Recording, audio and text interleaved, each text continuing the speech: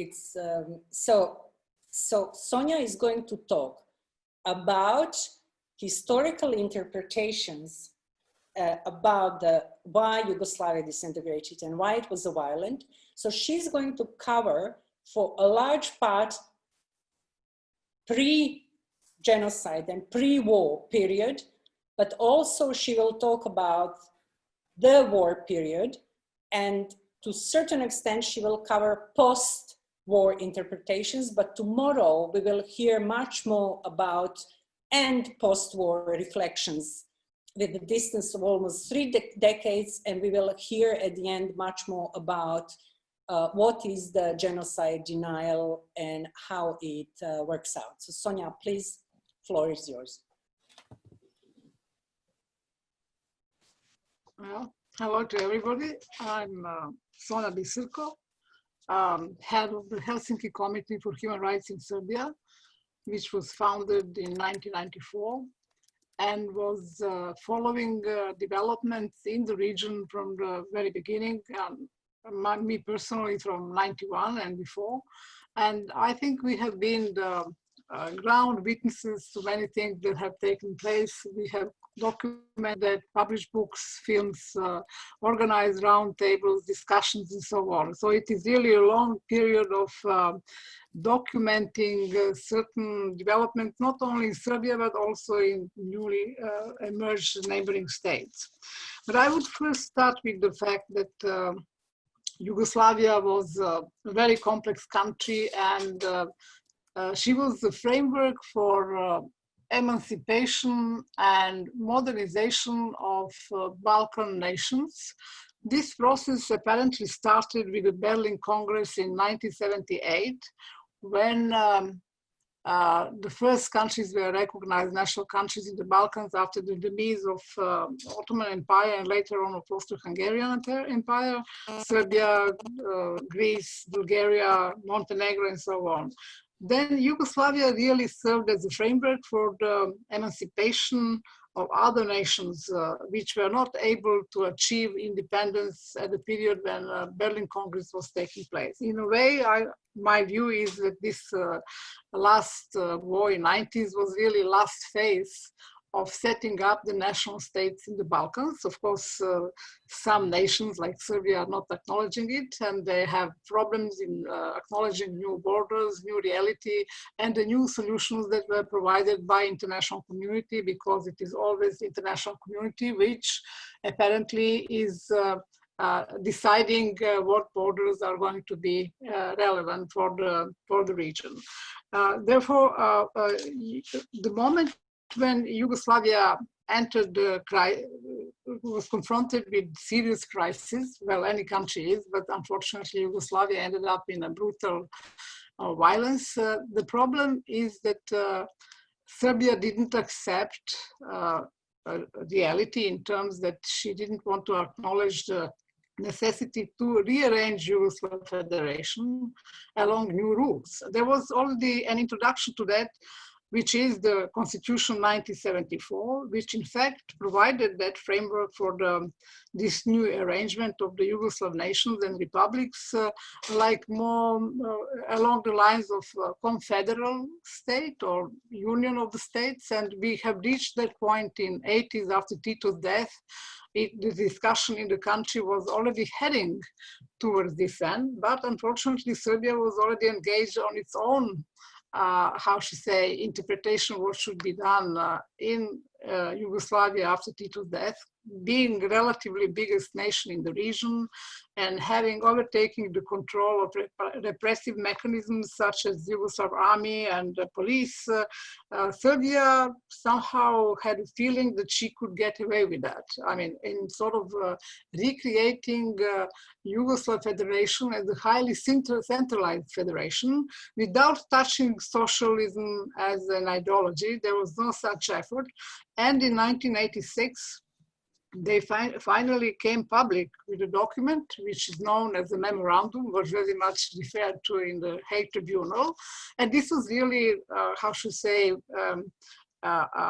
a framework of what Serbia was doing later on and in a way, guidelines, what they really wanted, not the change of the system as we have it today. We are still in some kind of limbo, but it was based on a fact that Serb nation was in dire conditions in Croatia and Kosovo. At that point, they perceived, first of all, Croatia and Kosovo as the major obstacles in creating this and decentralizing Yugoslavia. Croatia, because in Croatia you always had this strong feeling of being Croatia and Slovenia, but Slovenia is too small.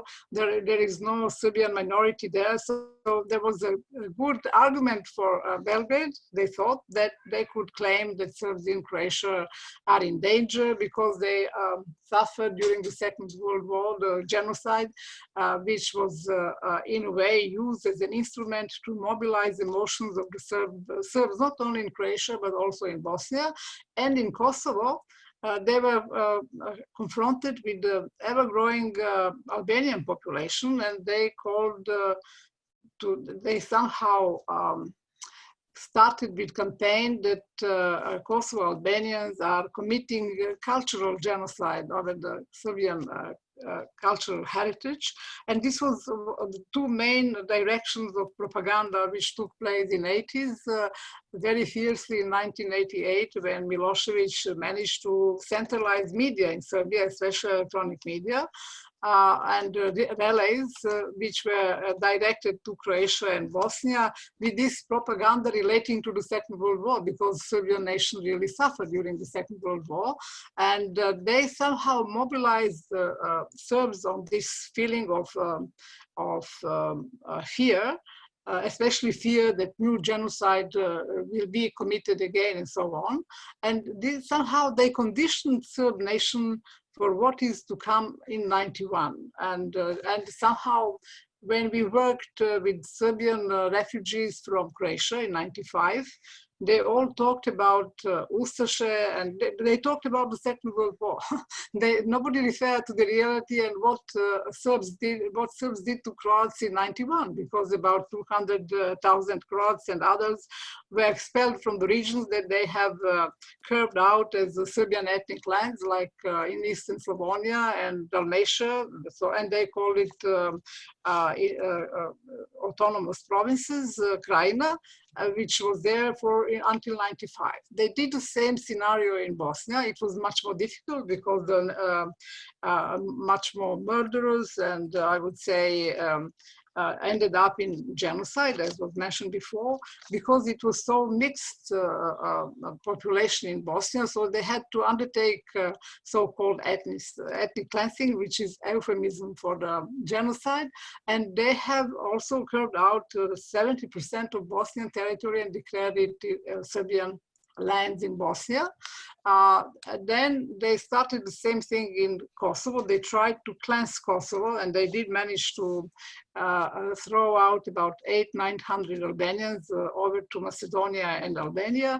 And then we had this famous NATO intervention, which was the first humanitarian intervention, which was supposed to stop, as Clinton said, this aggressive war that Serbia conducted not only in Kosovo, but in Serbia, especially Bosnia, because Bosnia became some kind of moral issue for most of the Western world because they reacted late. Secondly, they could know what is going to happen, and they never apparently accepted their own responsibility for not preventing it. The ICJ, International Court in The Hague, where Bosnia started its lawsuit against Serbia for genocide and aggression, they didn't decide to sort of blame Serbia for this genocide, but they did in this judgment say that Serbia was responsible for not preventing genocide. But we can also say, I would say, that the international community was also responsible for not preventing genocide because they knew about it already from 1992. Ambassador Arya, he was sent to Bosnia as a special UN envoy to see the situation. And already in 93, he was talking about creeping genocide. He had a testimony in the Security Council, and this is something that apparently was there all the time. But then Srebrenica was, I would say, the last thing that they could take. It was really bringing into question credibility of international community, and it was really a moral, how should I say, failure of the West to address this heinous crime. And later on, you had many other locations which could also be qualified as a genocide by. So far, they didn't take this into consideration, and I think this genocide in Srebrenica is already strong enough to deal with the Bosnian war as a moral question, first of all, for the Western international community. Because I would just refer to what Geoffrey has said about this new standards, new thinking, and that really is something that is coming worldwide as a new notion, because I would say the whole planet, the whole community at this moment is politically active and is sort of politically conscious and interactive, where we can see now United States, in many other countries on different bases, racial, social, or whatever. But somehow there is a suppressed memory of those people, in colonial areas, which is now coming up, the memory of humiliation and suffering. It's coming up in the black people in America, in different zones in Africa, in Asia. So this is something which is not stoppable. But at the same time, we have sort of a decline of Western power. And the Western community has triggered or created this international liberal order, which apparently achieved all these very important, how should I say, mechanisms for dealing with all the issues that were earlier mentioned both by Nena and Geoffrey. But now we have, I would say, newcomers in the sense as a worldwide influential actors like China, like Russia and others, who don't perceive human rights and all these achievements in the international law as something that they can share or they want to share because of their own undemocratic practices within their own countries. And as you know, it is very difficult to get the support from many of these countries now, including America also, which is lobbying in Africa with African states to withdraw their signature from the ICC agreement accords. So this is where we clash with something that was real achievement of after the Second World War relating to the transitional justice and all these mechanisms that were so much talked about in the Dubrovnik courses and all these experiences with all kinds of tribunals, starting from ICTY, Rwanda, other hybrid tribunals. But somehow at this point it's becoming, it's perceived with some kind of resistance, including coming from the United States, because all the practices that the Western community was exercising, let's say, Middle East or many other areas, are now coming as a boomerang to this sort of model of treating the human rights violations worldwide. So, and I think this is where we stand now. I mean, when Geoffrey says new practices or new, I think the problem lies in that we have to preserve the liberal order and its achievements and to start fighting for its values. Because this is something that is really benefiting the whole world.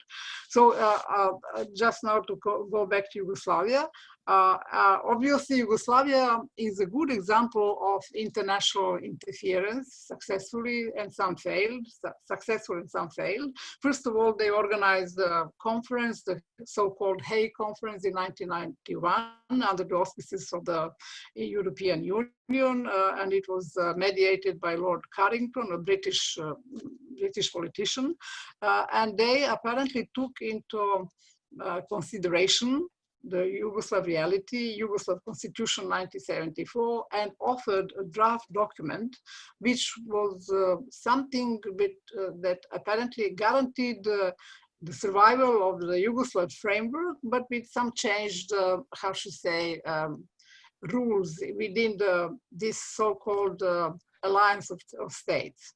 all republics accepted that, except Serbia. Even Montenegro at that time, the guy who was the President Bulatovic, who was the one who signed the document in The Hague, was then pressured by Serbia to withdraw the signature because Serbia needed Yugoslav framework and with pretension to defend Yugoslavia, which was really at the beginning not many foreign observers recognized, but apparently it gave it some place to sort of pretend that it was Serbia who was defending destruction of Yugoslavia, Yugoslavia from destruction, and the constitution that this small Yugoslavia composed of Kosovo, Montenegro, and Serbia came out with the constitution, which apparently called for anyone who wanted to join. So there was this provision in the constitution, which would apparently, according to the thinking at that time, would allow Republika Srpska and Republika Srpska Krajina to decide, because they thought that over the time, the Serbs in these two entities would be able to, in referendum, opt for a union with this Yugoslavia. But of course, things didn't go this way. After that conference, UN and other agencies came in with all kinds of missions, humanitarian, UNHCR, with, how should I say, observers, peacekeeping missions, and so on. And of course, the war in Croatia and in Bosnia and in Kosovo ended up with an agreement which were backed by international community, which were imposed on this country, on these local actors to sign, like Erdut Agreement, like Dayton Agreement, and then Kumanovo Agreement. So the problem with the reality in Balkans today, or post-Yugoslav period, is that Serbia never acknowledged these new realities and the borders. And we still have the pending problem of Kosovo, which is recognized by more than 100 states within the borders which are there. And Serbia is still trying to keep the Serbian, so-called Serbian question open, which questions the borders. And this is something which we are dealing with today still, especially with Kosovo, but in waiting is Republika Srpska in Montenegro. So I can also describe these dynamics going on in Bosnia and in Montenegro, but Kosovo is now occupying, or was occupying for a very long time, European agenda, because Europe in 2003, at the Thessaloniki summit, made a decision which allowed or was inviting all Balkan states to become members of the EU under certain conditions, of course. And then NATO was another, how should I say, instrument to sort of keep the peace in the region. So in 2000, immediately after that, they started to offer all kinds of partnership with NATO. And in the meantime, many of these countries became member of the NATO, except Serbia, which is sort of simulating neutrality, but all others are almost on the way. Serbia itself also has a very high, I would say, level of cooperation, maybe one step before becoming a full member. But, you know, because of Russia coming in 2010 and after, as a regional player, somehow Serbia is now in between West and East. And I would say Serbia deep down has always hesitated which side it belongs. Of course, when considering Serbia's potential condition, it's more, how should I say, conservative. I would talk not East or West, it is really about the values. And at this point, Serbian society, except rhetorically, is, I would say, is not prepared or not ready to accept these standards, which are a condition for becoming the member of the EU, rule of law, plurality, human rights, tolerance, and so on, all these values. I'm afraid we are going opposite direction, especially with this current government. We are, again, one-party system, I would say, with many parties, but the last elections brought in the parliament only four parties and I think 3 smaller minority parties. Because census was lowered, they were able to cross this line. And the 4th party is the Hungarian minority party. How it became the 4th? Because in Vranje, which is one place in south of Serbia, they have some number of Hungarians. So the ruling party gave them the money, the Roma community, which is big in Vranje, they gave them the money to vote for Hungarians on the local level, number 4.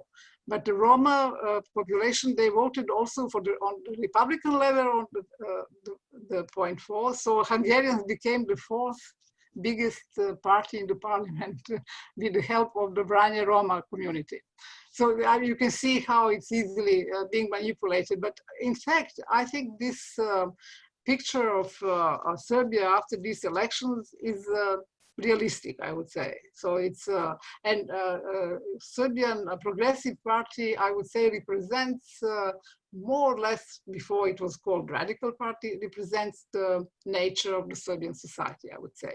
So it is very pro-Russian, deeply down, on several lines, like orthodoxy, collective rights above individual rights, and you know, it's they also call, like Russians very often call, that the West is not appreciating Russian civilization and Russian stance and Russian values, because the West has in a way betrayed its own conservative values. And they very often quote, as an argument, provide this new wave of LGBT rights, individual rights, which kill community, and so on. So this is now a new debate in the human rights community worldwide. And I think this is a very realistic problem, because yes, human rights are universal. Those who suffer, they know that.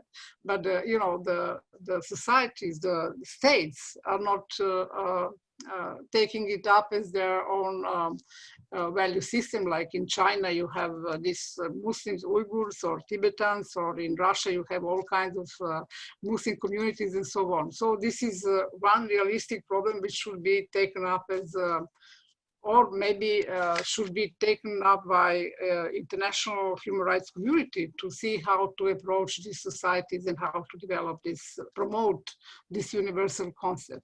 So Serbia, so Yugoslavia is still, how should I say, something which is catching the attention of many scholars worldwide.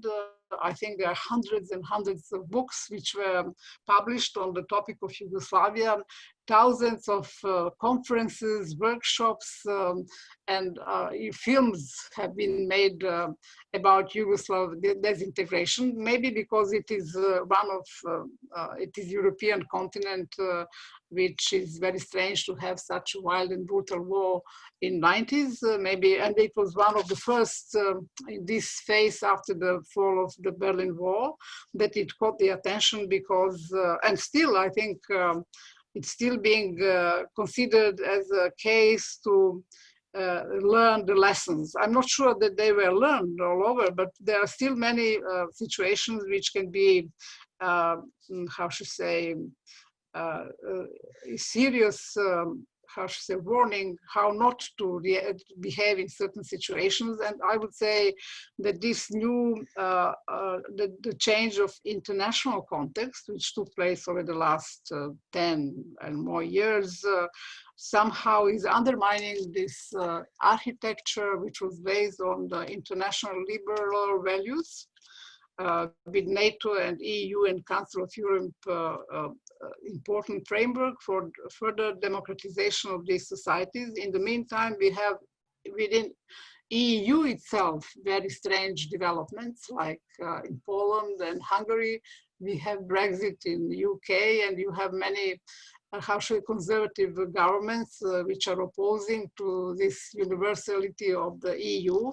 It doesn't mean that EU shouldn't accommodate and change certain practices, but still it is a unique project for the continent. So I think the local leaders are very much exploiting this new reality, and they are playing verbally with the West community and the East community, and they are somehow in this vacuum are able to sort of play their own game. But also EU has, after 2008 crisis, financial crisis, somehow was not in the region with the full attention. And when Russia penetrated or was here visibly present, they started to react and to offer certain things to all these states. But I'm afraid it is still only on the paper. We have a new strategy for the enlargement of the region, which is good. NATO, many countries are NATO members, like Macedonia and Albania, and they're also now candidate members for the EU membership. Sonia, but I'm afraid that they still don't have... Sonia, would you like to wrap up, because we have a questions also for you. Sorry? Can you wrap up? And we have questions for you. I would say that we still have the problem of Serbia, because Serbia keeps Serbian issue open.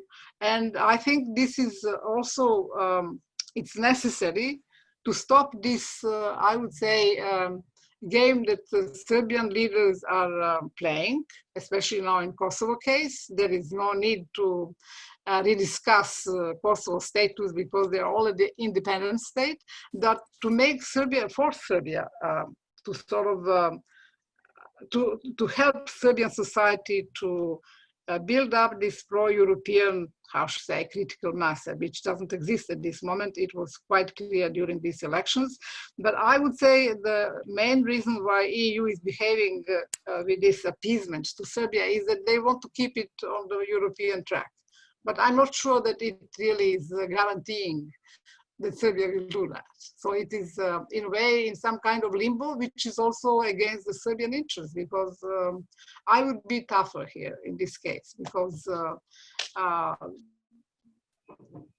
as long as they think they can play with the West, they will do that. Thank you very much, Sonia. Sonia. Kind of change strategy applied here. Thank you so much, Sonia. So you have seen now how actually my attempt to separate narratives is very often not possible. So Sonia started with the history of the conflict, but she ended up with political narrative. And this was post-genocide and the integration of Serbia into into integration processes after the war. So No, but this is another topic, you know, the narrative, the dealing with the past. So this absolutely, is, yeah. No. I'm just saying how difficult it is to keep these things clear cut apart from each other, and all these things that we identified, law, history, politics, and society, are actually becoming one complex and multi-layered topic. So if you do not mind, would you care to have 15 minutes break before we end it up in a discussion? Just use this icon, like you have the reaction icon. Actually, can I intervene, Nena? And because I'm very aware of the fact that there's a risk of people operating with very different levels of knowledge, especially given that Yugoslav wars started before some of the people with us today probably were born. So in particular, Nathan, Adam, Holly, Ruby, who I identify certainly as, I think, the Brits, but there may be others. I'd like really to know, before we have a break, whether there are things that have been said that are a bit of a mystery because you don't know the relevant history to which Sonia has been speaking. Because if you let us know and there's no embarrassment in not knowing the detail of something that now is historical and nothing to do with Northern Europe, we will make sure that that's filled in as part of the question and answer session. So, I don't know, Nathan, Adam, Holly, Ruby, what do you think? Was some of that too detailed and making assumptions, or did you follow it all? No, it sounds good. I mean, I was lucky enough, I guess, to be alive when and aware of the war that was going on. Yes. But I do have one question you mentioned sort of briefly the Serbian interest in the region and what Serbia is looking for, and I just wondered if you were able to perhaps elaborate on what it is that, from a Serbian point of view, that the nation and the people want, and that are not perhaps getting or didn't perhaps receive from the politics of the region. I just wondered if there's a way you can expand on that. I'm quite sure that both Sonja and Nena will be able to deal with that extensively in Q&A. Adam? I've been quite lucky and studied the conflict for quite a while, so I'm quite happy to see. You're okay. Ruby? I'm not sure that I know the history in as much detail as I would like, but I did manage to follow it. It all made sense and flowed for me. Good. And then Holly. Yeah, I feel the same as Ruby. I thought it was quite clear, and also possibly at this stage I don't know what I don't know, if that makes sense. So questions might come up at some point which highlight a gap, but for now it's quite comprehensive. Okay, well, if anybody else wants to ask for any particular gaps to be filled in, apart from the long-term project that Nathan identified. Okay. Thank you, Holly. This is the question for Sonja. Can you repeat it, Holly? Maybe Sonja didn't hear it. I didn't hear it. Oh, I didn't have. Oh well, I can ask another question. No. I don't think it was me who had the question for Sonja. Who had the question about Republika Srpska? Me. Oh, Katarina. Okay, sorry, Katarina. Well, you previously mentioned Republika Srpska as one of the two entities in Bosnia and Herzegovina. So I would like to ask, what do you think about their ambition to become an independent state, and how would that affect the situation in the region particularly?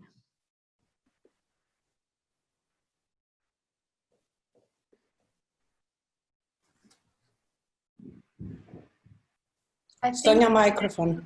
Yeah.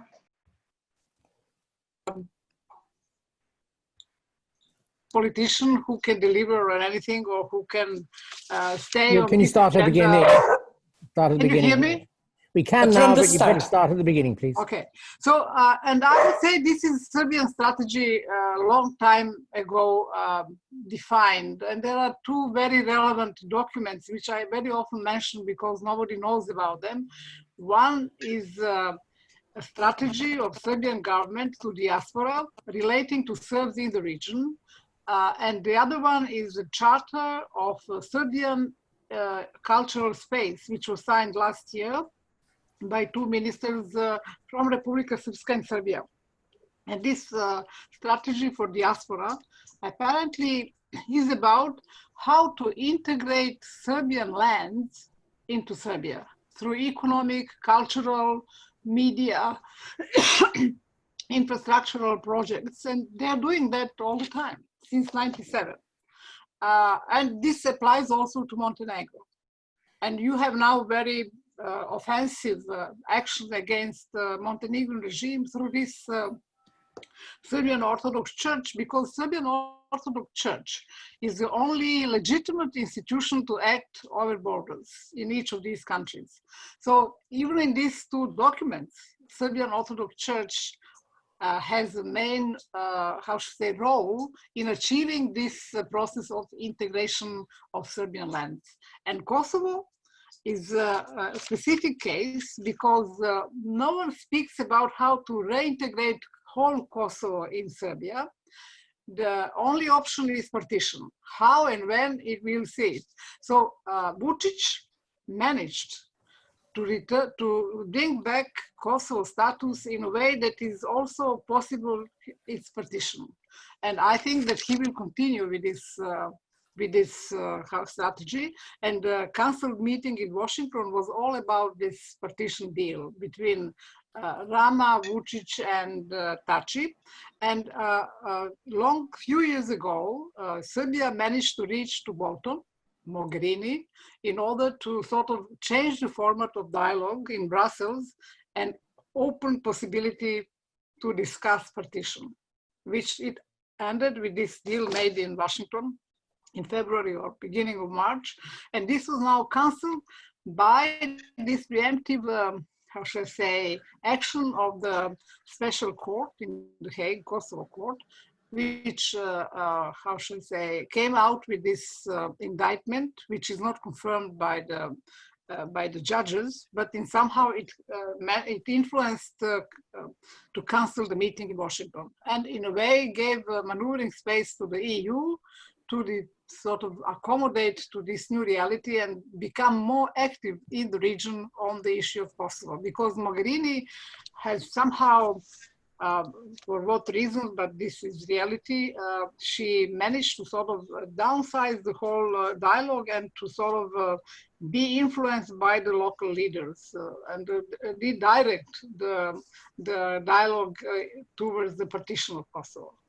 And this is going to be still Vucic's orientation, unless there is something changed in the strategy towards Serbia, because there is always this appeasement policy, because Serbia is the strongest and biggest nation central in the Balkans, and instead of resolving the problems in a comprehensive way, they have this very particular approach. And in this approach, piecemeal approach, Serbia is always the biggest side, guarantor of stability or instability. So they always have a special attitude to Serbia. And now I think Vucic is also very well playing with this geopolitics in the region between Russia, China, the America, EU. So this is, I don't know how long he will be able to play this role, but evidently at this moment he is doing that quite well. Thank you, Sonja. Next question, Holly, are you going to ask? Sorry to picking on you, but I probably look straight to the first line and I see you. So you said you might have a question.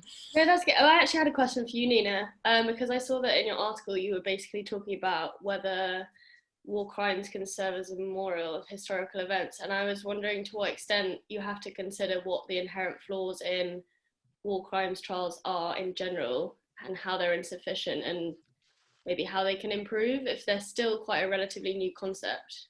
Mm-hmm. Well, as we have seen, Yugoslav crisis pre-war, during the war, and post-war instruments to deal with the crisis were full of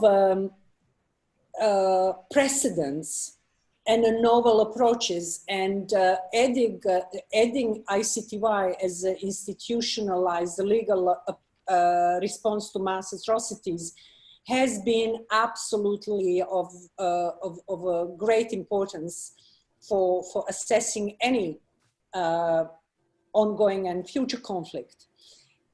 So having said this, after Rwanda and Yugoslavia finished their work, there is a very different now assessment, or at least we have a finished process in order to be able to go back and to see what was really intended and formal mandate these institutions got from a Security Council, and what did they achieve. So were there any good things that they achieved which were originally unforeseen or unintended, that were like extra benefit to the whole process? And what are actually its straightforward failures, in which sort of way their mandate failed? I can give you a rundown of these things, what I think is a big failure, and I might even introduce my next topic, which is called misjudging history, and how the ICTY treated genocide and Srebrenica genocide.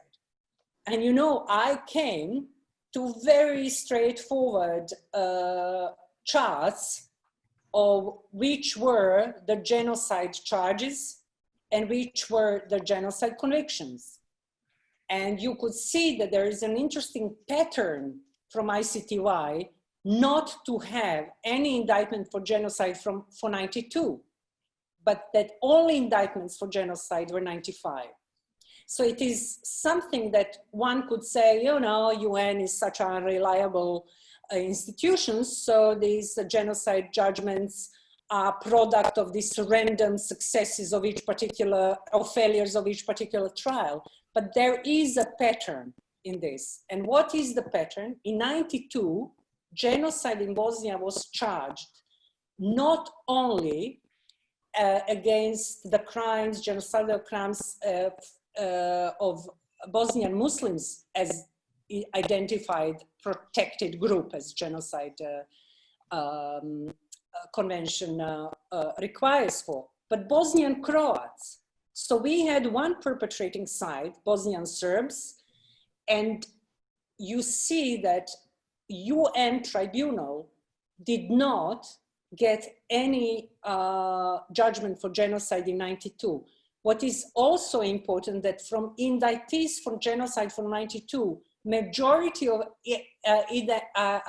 indictees were politicians, only one military commander. While for genocide indictments for Srebrenica and Žepa from 95, majority were military officers and only 2 politicians. So it's interesting to see that who is eventually found guilty in a court of law for genocide charges. And so one of the shortcuts for your understanding, because I'm going to talk in much more detail about it later this week, for your general understanding, one of the ways to look into legal accountability for genocide in Bosnia and Herzegovina has to do something with the fact that internationals, UN, multilateral international platform, plus individual states, are all bound by a UN Convention for Prevention and Punishment of Genocide to prevent it.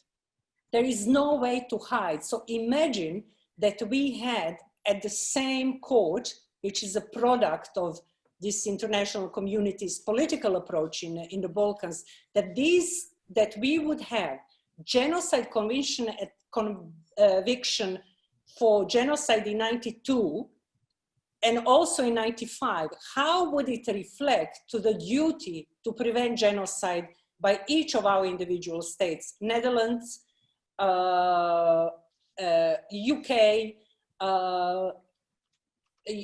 America, France, all these major players in so-called international community. So you see actually that there is, although important legal precedent of having in 2004 the first conviction of genocide on basis of individuals, if you look at in an overall picture on the Bosnian War, you actually see there is a huge, huge historical injustice.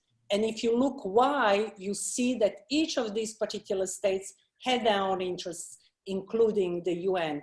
Sonja mentioned that Diego Aria, who was at that time representative in UN by Venezuela, and Venezuela is in the time that he did a fact-finding mission on behalf of this extended Security Council.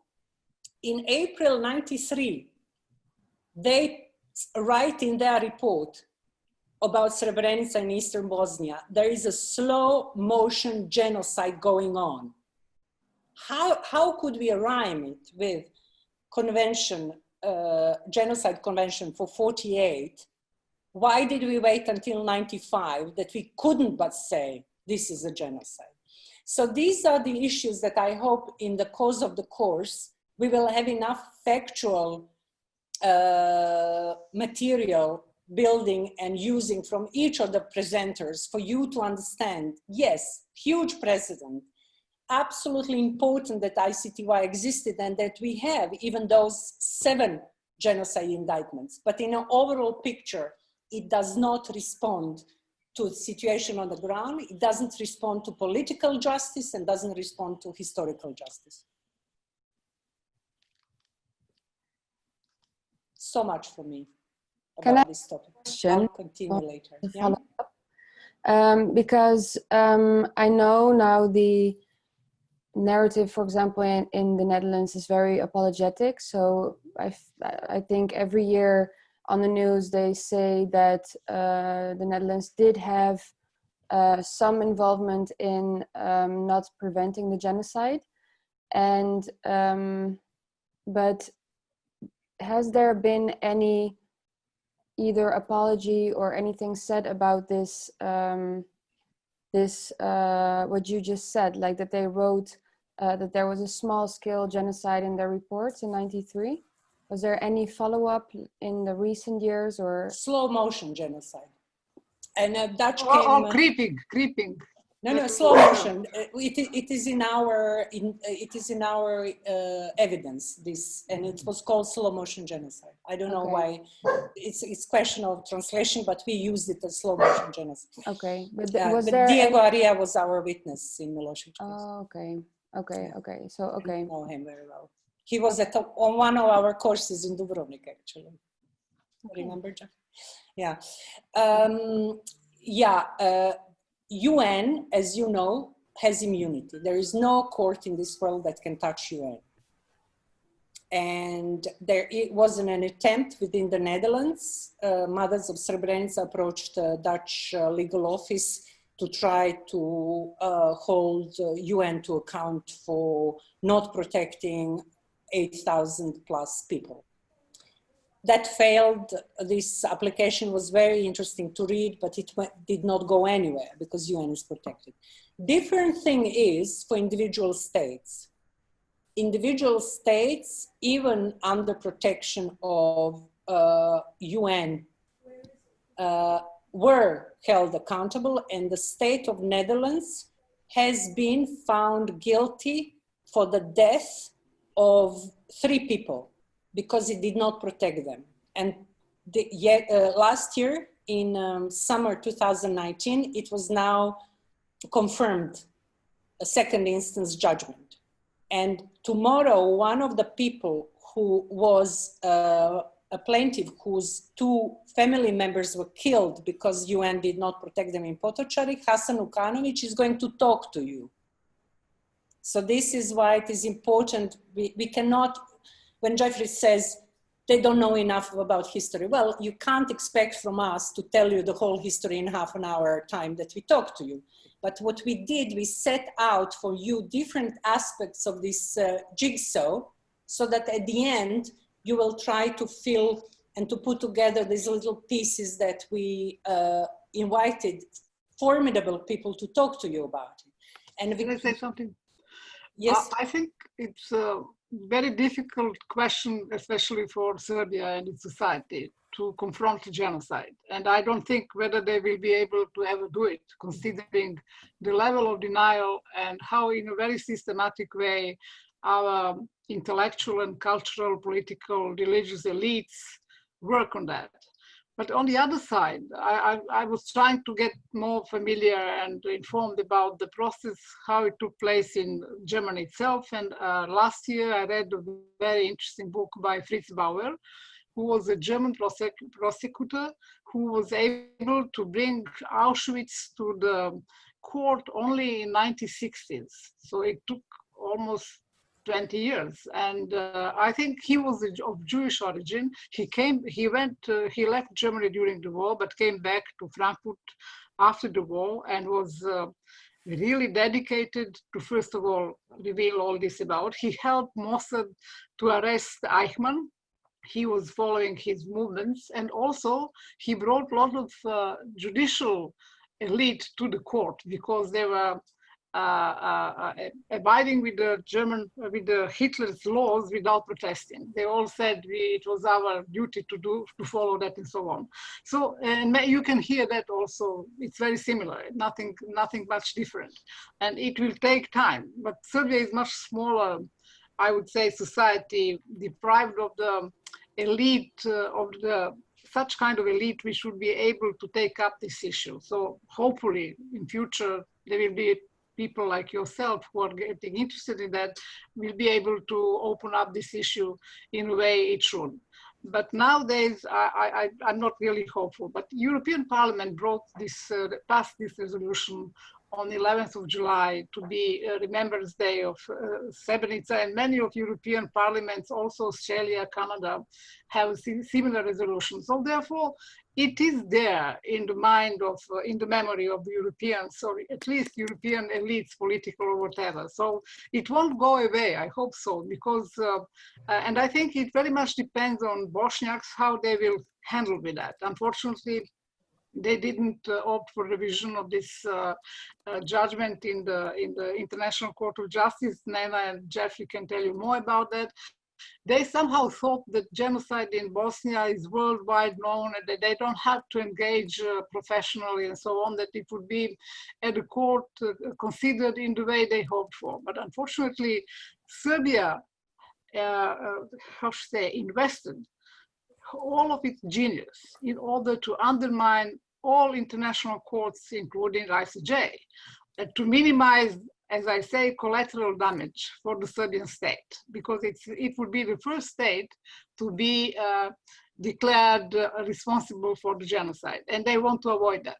And this is something that from the, how should I say, state interest is something that you see that all these elites, the legal community as such whole, is involved and engaged in this process of helping to prevent Serbia's genocide responsibility. So, and this is going to continue. So, and I think whether we'll have a parallel elite strong enough to bring the issue, we'll see, to bring this to open, I don't know, that's something to be seen. But I think there is concern in certain circles in European political elites and so on. What is now contradicting and making it more difficult is really this illiberal penetration in the European Union as a liberal project and the concept, and it's somehow helping Vučić and people around him and Serbian elites to continue somehow and be supported by Russians, by Chinese, I mean, in this subject. So, that's what I tried to mention, that we have now the confrontation of this illiberal and illiberal world, now denying all these achievements on this side, which Nena and Geoffrey are talking about. So thank you, Sonja. Before we continue our 10 minutes of discussion, because we are not going to take more of your time, and these issues we are going to run and rerun in almost all of our discussion chat, please. Meanwhile, has anybody got some questions? I've got one point I want to make, but I'll make it maybe later. And it may follow out of questions that you will ask of Sonja or Nena. Any other questions? If no questions, I would like to engage in what Sonja said. I do appreciate the example of Germany as a very important example of how transitional justice process actually never ends. But when we deal with the prosecutions and jurisdictions of the court, we need to understand that Germany was a unique case because it was, after all, a victor's justice. We now live in a post-human rights era where human rights understanding become our general education, and victor's justice would completely be unacceptable. It would not have legitimacy in the world of human rights. And we are now facing this situation that Serbia lost most of the wars, but you will not have it reflected in a legal accounting with the problems. So just to give you an example, as Emina, who is my student, and she comes originally, her family from Bosnia,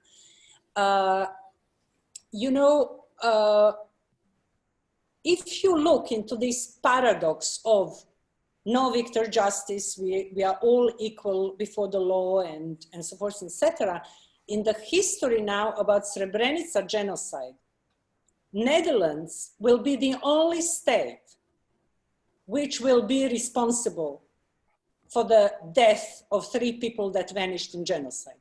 You will not have Serbia in any document whatsoever, legal document. So, and we cannot then say, oh, Serbia is wicked on anything. No, Serbia used all its power as a state to avoid responsibility. and I've been writing about it, there are no precedents where a state would voluntarily, without victor's justice at stake, like in Germany, admit the crime of genocide, that its institutions committed genocide. How is this possible? Sorry to interrupt you. How is it possible that the Netherlands is then the only country that is, yeah, what you just said? How is that possible? Because Dutch legal system functions and works. The Netherlands has been put in a lawsuit in the Netherlands. And we were, as a Dutch citizens, very satisfied to see that two families, two people, Hassan and Alma Mustafic, Hassan Uhanovic, Alma Mustafic, took a Dutch lawyer, got to a Dutch court, and the Dutch court found Dutch state responsible for death of 3 people in Potocari in Srebrenica in July 95 and paid them damages.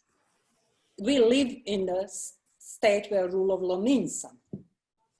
Francesca has a contribution to this. Yeah, I just wanted to mention that there was no, it was not obligatory, or at least a step morally, for the regional courts to overtake the judgments and apply the findings and to open dialogue in society. There is this missing link between international tribunals and local tribunals. Though we were forced to set up a court for the war crimes, all of us in the region, Serbia, Bosnia, Croatia, and so on, they were not effective as it was expected, especially here in Serbia. It was very selective approach to who would be indicted and so on. But there was never reporting on these indictments from The Hague, for example, maybe 2 days, always qualifying them as anti-Serb. And all these war criminals turned out to be, you know, public figures, appreciated and allowed to speak in all these TV talk shows and so on. So this is missing link between the international court findings and judgments and the local communities to sort of behave along these findings. So this is what is missing in this whole system. Sonja, Francesca has a very interesting comment, and I would like her to speak out about it. Yes, I actually found what you mentioned about Fritz Bauer really interesting, because it was not per se victor's justice, because he was a German prosecutor who was shocked by the fact that nobody really who was in Auschwitz got condemned for what they did. So in the 70s or like end 60s, the trial ended. That was almost 20 years after the end of the Second World War. And if we compare it, I don't know if you could compare it, but to today, would it be possible 25 years later to have a Serbian prosecutor who maybe thinks this is a really important issue to start a court case in Serbia? Hardly. At this point, hardly. And, you know, even if maybe there are such lawyers who maybe are existing, but I don't think they would be allowed to start such a trial. They would be under harsh pressure of the whole community. It's not only state, like all these NGOs which were dealing with these issues were really campaigned as traitors and all kinds of qualifications. So it's really very harsh pressure from the state and the society as well. So maybe it will change, but at this point, I don't see it's possible. And in my writings, my research, there are 3 reasons why a state will never admit or help find evidence against state institutions for genocide. First one is ICJ. Genocide is the only crime that can be also prosecuted in a lawsuit at the International Court of Justice, another UN court that deals with the state. Second is that if a state is implicated in legal lawsuit as a responsible party, it will, because it has assets, it will be probably compelled to pay damages to the victims or to the other state where genocide took place. And we are talking about huge amount of money. And the third reason why states never admit to genocide is that very often genocide is utopian crime. You never really finish the genocide. You are always involved in the process of hitting a protected group.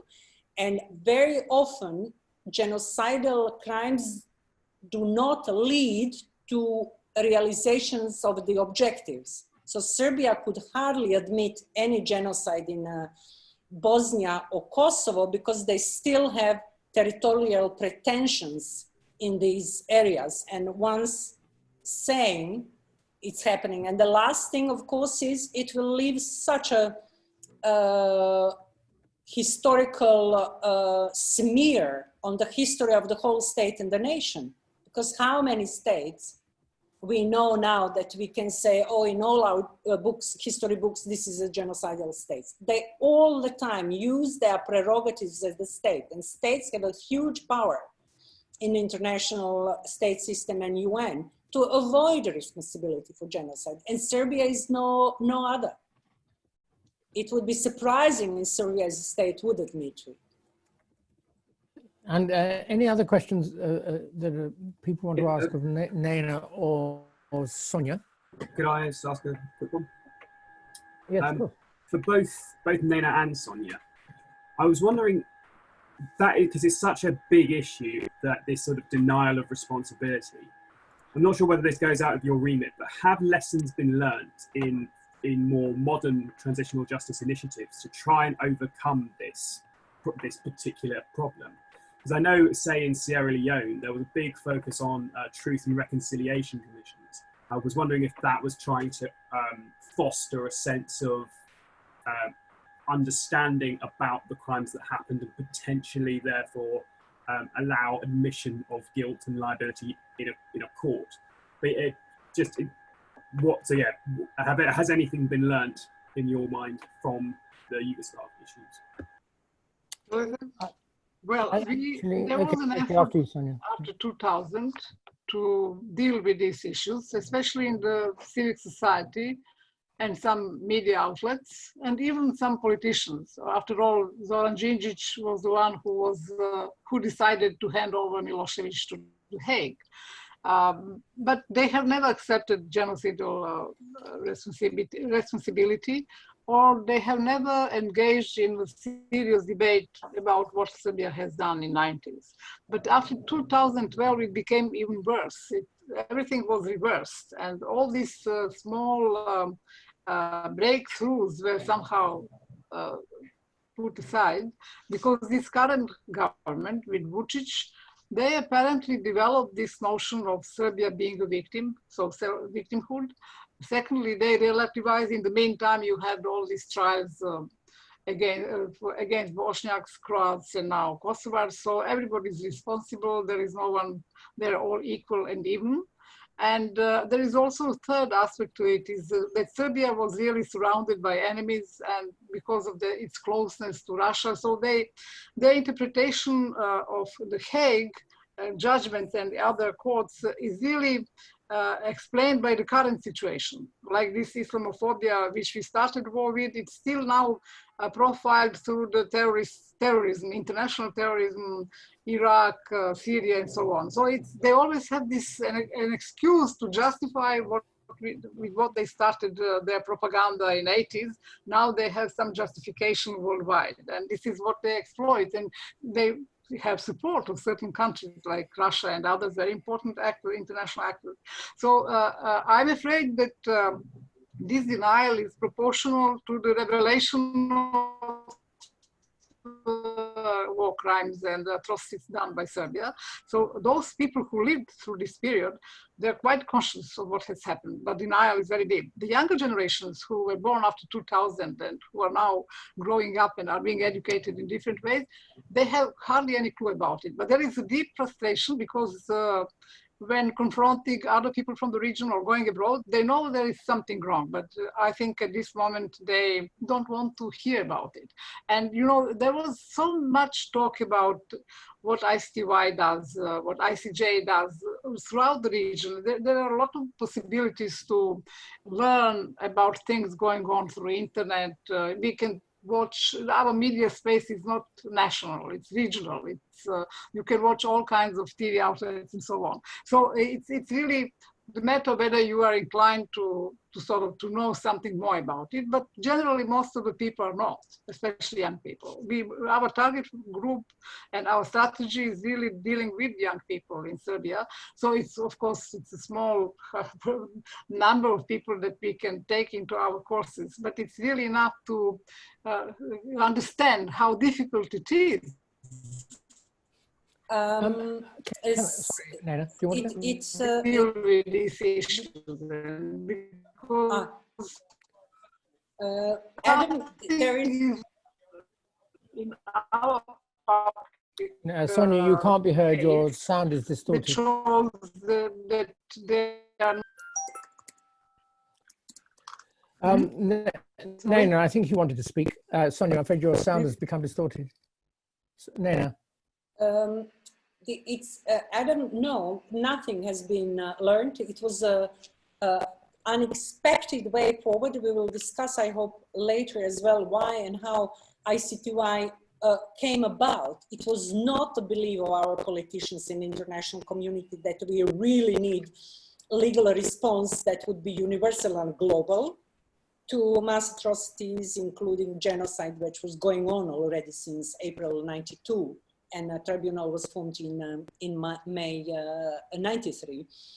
But it was reversed. This one-time attempt to deal with genocide with the Rwanda and ICTY tribunals have been stopped. And how do we know it? Can you imagine then when Gambia raised and filed proceedings in ICJ against Myanmar for genocide of Rohingyas, that San Suu Kyi gave an opening and closing speech where she said that how could it be genocide in Myanmar while it was not genocide in Kosovo?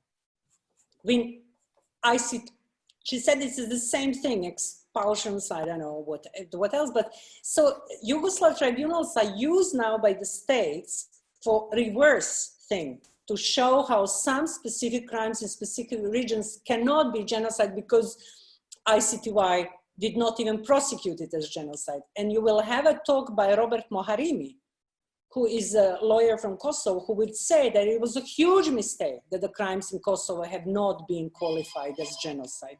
So I think especially big powers and big states want to diminish the legal avant-garde and way forward that Rwanda and tribunal just opened up. This whole area is now closing. And Sonja rightly discussed, we see it and the ICC as a permanent court, that you see the big powers who should support ICC like US, which we looked up to as the leader for this new global order, that we will have a rule of law, not just in our national jurisdictions, but actually in a world at large, is completely, absolutely pedaling back. And this is a very difficult place to be at this time, especially for us who started our jobs at the end of the 90s, beginning of 2000, thinking that we are pioneers is something that is going to be much larger. And now we have generations of young lawyers like you who were enticed to study international criminal law, but basically you will have no jobs, because this sort of field is going to shrink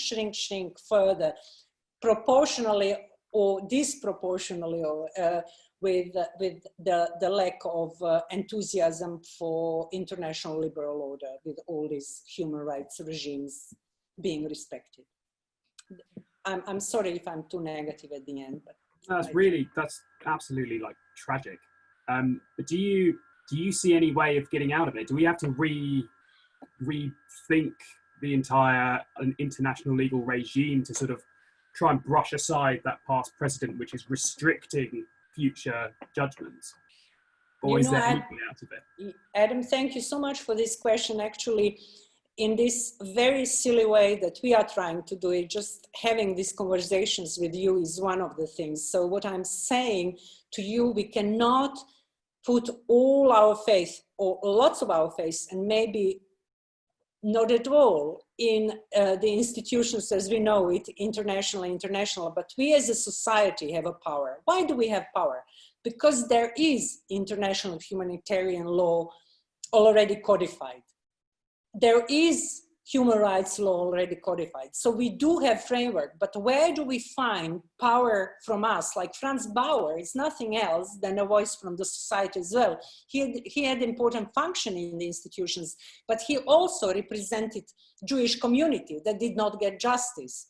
So we basically depend on empowerment of all of us, which whatever function we have, we also represent society. And we should not let it go. And Geoffrey might tell you what is his contribution to this particular issue about genocide. Geoffrey, are you willing to talk about it? He's not on the... Oh, he vanished. I will tell you then, there are lots of attempts now, especially coming from British MPs, who are concerned about these things for the same reasons as I am, as I told you, how states use negative effects of prosecuting genocide for their own benefits, even in these extremely important loudspeakers moments like San Suu Kyi had when she addressed judges before and after defense from genocide against Rwandans. And they're engaging now, there are many, so even UN has early warning or alert on genocide, but it's all for the sake of, yes, we do exist, but what is follow-up, how we move forward? So there is an initiative to have this accounting and documenting and giving some sort of rubber stamp to ongoing genocide by societal engagement in platforms like people's tribunals against genocide and so forth, etc. But we certainly shouldn't let it go. And this is platform that why we talk about this is one of the reasons. We cannot say institutions and states are not willing to do it, will arrest the case. No, we have to say there is a need more than ever to do something, raise our voice. So what are our possibilities as society? And these are hugely complicated issues where interdisciplinary, intergenerational platform is important. We need you to tell you what we have learned about it, because our time is going to finish at a certain point. But there needs to be continuity of understanding how complex and needed this is for humanity. And I hope we can come up with some interesting thoughts about it and conclusions. Can I maybe just ask one more question? Yes, of course. For you, Nena, or for Sonja, coming back to prosecuting a state, is it, what if, for example, the Dayton agreements opened up, is it then possible for an actor to come in and prosecute Serbia for the atrocities committed, or is that impossible? No, I don't think Dayton is now agreement frozen in time.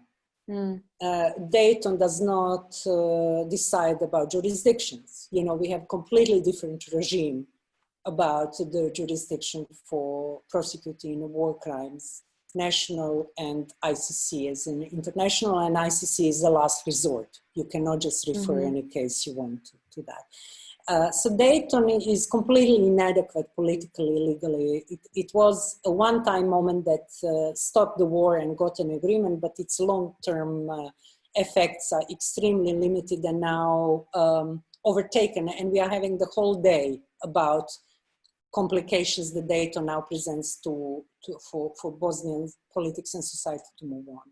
Sonja, do you... Dayton, in fact, was never fully implemented, especially in some aspects of it, like Annex 7, which guarantees return of everybody to its domicile place. So this is totally out of the, below the radar, always has been. So, and this was one corrective which was supposed to sort of reconstruct the fabric of the society in Bosnia. Instead, it somehow contributed to ethnification of each of these entities.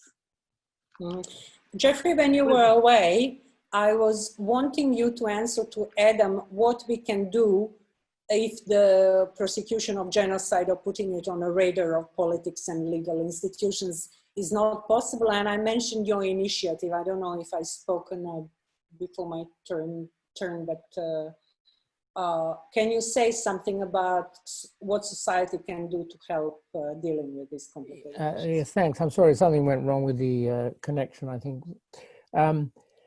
It took me some time to get back in. I was going to make a couple of points, and I was going to deal with that point, Nena, but arising from Adam's question and one or two other considerations, it really is quite important, if you take a broader view, to realize how unusual the Bosnian conflict is. It is history. It is slipping into history, but not as quickly as one would expect. And you could even say, not as swiftly as it should. Now that sounds a terribly cruel and harsh thing to say, but let me explain why I say it. I went to university less than 20 years after the end of the Second World War.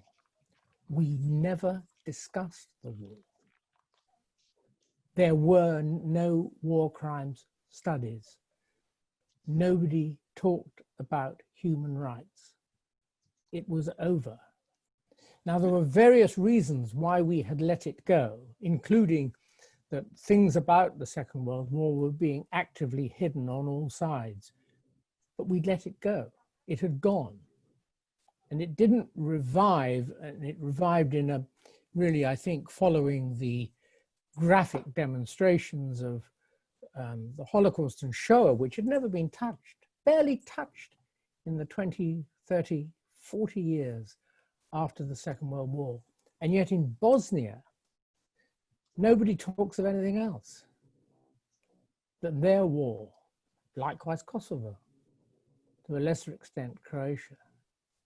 Now, why should that be? Why has it become such an object of interest? Is that because the world has become suddenly sensitive to all the terrible things it does to each other? And the answer to that is, sadly, or realistically, not at all. Because what has always been the truth, and it's a really unhappy truth, is that there will be obscuring of every aspect of a mass atrocity from the moment of its thought process. What is known about what Adolf Hitler really planned for the Holocaust? Very little. Some may be inferred, and there are one or two documents left from the Wannsee Conference, but very little. What is known of what actually happens of the worst events in conflicts? Again, sometimes very little. And look how when American soldiers committed a terrible crime, the My Lai massacre, how hard it was to extract the details of what actually happened. And then after the event, save for a few criminal cases, such as at the ICTY, how often is it that you have a chance to disentangle the wickedness of what has gone on? Not very often. And bringing you up to date, which is what Nena explicitly asked me to do, and I was going to do in any event, I've been involved recently in a project, several projects actually, concerned with what the People's Republic of China is doing by way of, either already has done, by way of killing its citizens in order to rip out their livers and hearts and kidneys and cornea and so on and sell them on the open market, and what it may be doing to the Muslim occupants of northwest China called the Uyghurs. And what we discover here in trying to hold, or thinking even of holding, the People's Republic of China to account, is that there is immense pressure to ensure that we do no such thing. because the interests, in this case, it's the interests of commerce of the Western world, favor silence. And so throughout the last decades with which we are more familiar than earlier periods, there have been always measures of different kinds and for different purposes that suppress information about terrible things that happen and have an interest in suppressing them. The interest in suppressing what happened in the Second World War that became very obvious when you look back on what happened in the decades immediately afterwards in Western Europe are different from the interests which are manifestly commercial that stop Western powers doing anything to uncover the truth of what's going on in the People's Republic of China. But there are always those pressures there. And so then when you come to the immediate problem of China and the Genocide Convention, as Nena says, or invites me to say, yes, there are legal requirements on countries such as England, the Netherlands, and any other country that signed up to the Genocide Convention to reveal what has happened or what may be happening. But there are always stronger pressures to stop it ever being given the light of day.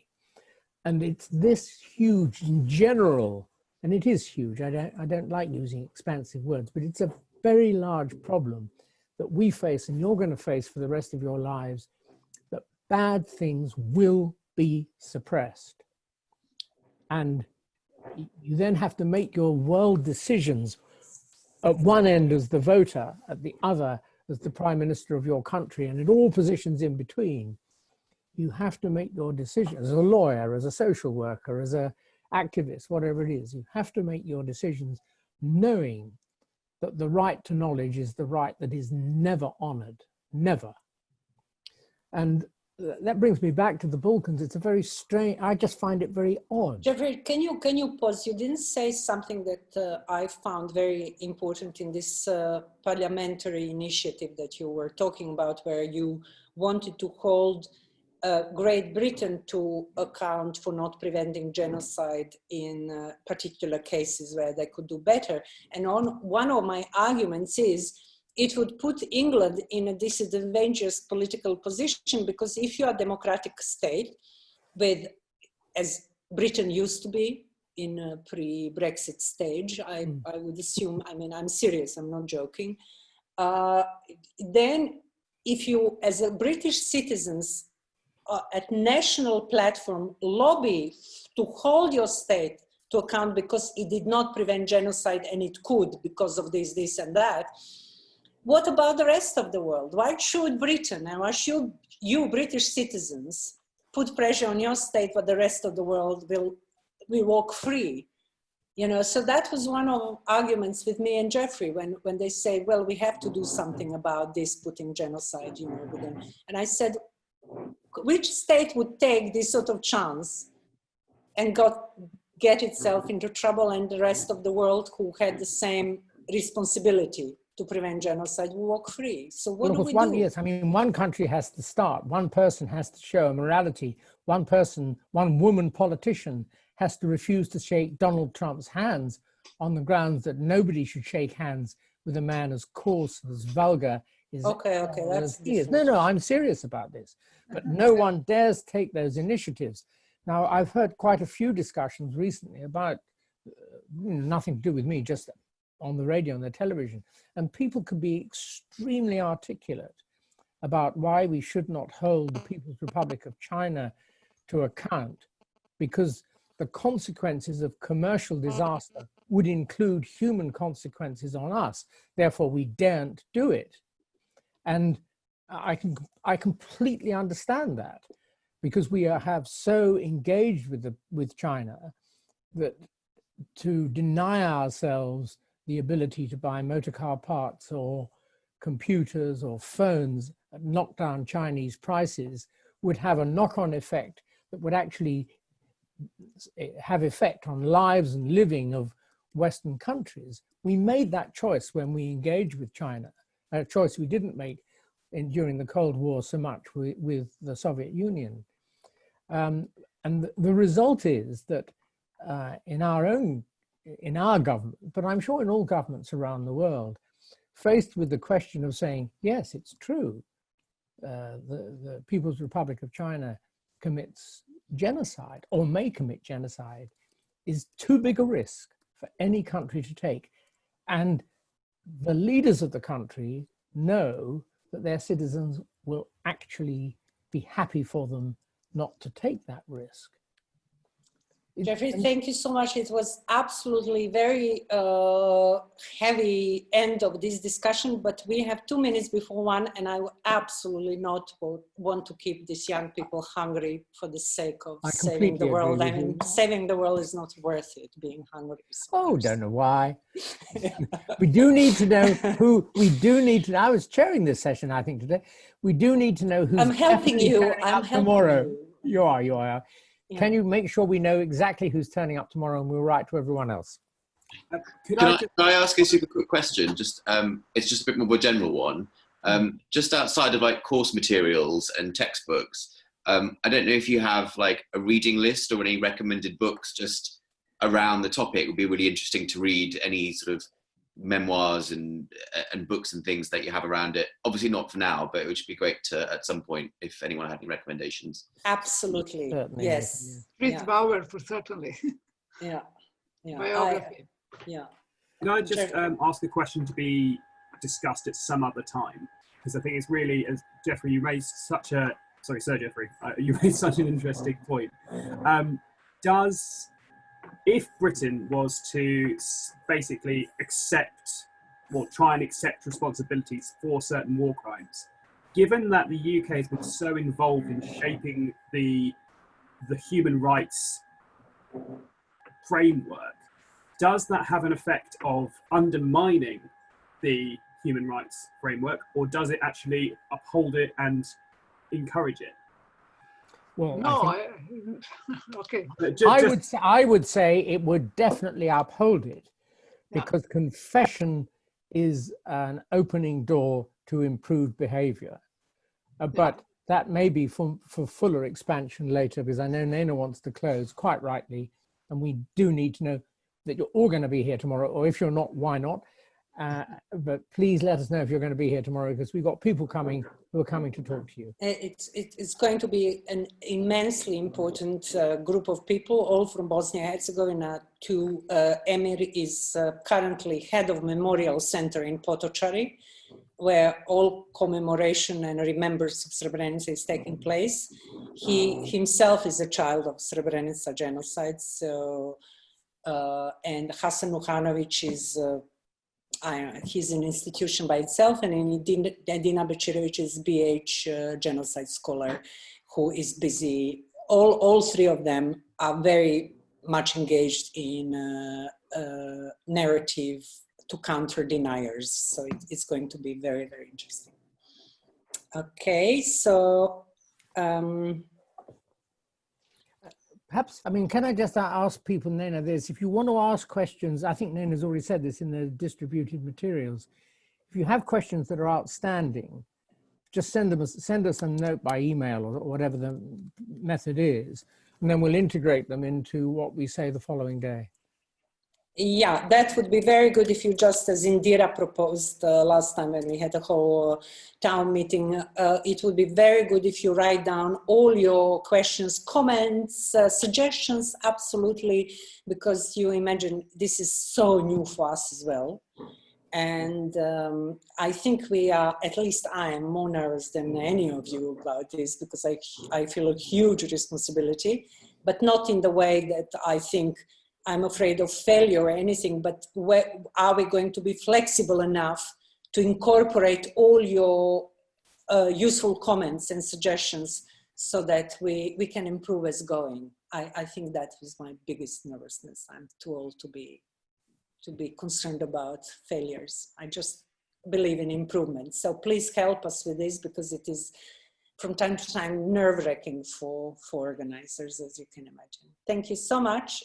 13:02, 12 in England. We are closing. Sonja, thanks so much. Geoffrey, you close. You are chairperson. I took over from you. I apologize. You did, but I don't mind. Okay, thank you all for coming today. I hope that you begin to see how the broader general discussion, but focusing for the time being on the example of the Bosnian conflict, which provides so many talking points, but actually enables us to spread out to the bigger issue, is something of real importance. And I hope you'll find there was something in this discussion today to stimulate your thought overnight. And please join us tomorrow, because we have later on some very important people for you to listen to by 10 o'clock sharp your time, or I'm afraid Adam and so on at 9 o'clock, and Nathan our time, Holly and Ruby at our time. And we'll try and see if we can't stimulate one or two of the other people to turn up as well, because first of all, it's manageable on Zoom to have direct interaction. We can see that's possible. The chat line does help. And I think we will find that these discussions have in their own way quite as much value as the discussions in Dubrovnik. So I look forward, I hope, to seeing you all tomorrow morning. Thank you so much. See you tomorrow. Thanks so much. Bye-bye. Thank you. Bye-bye.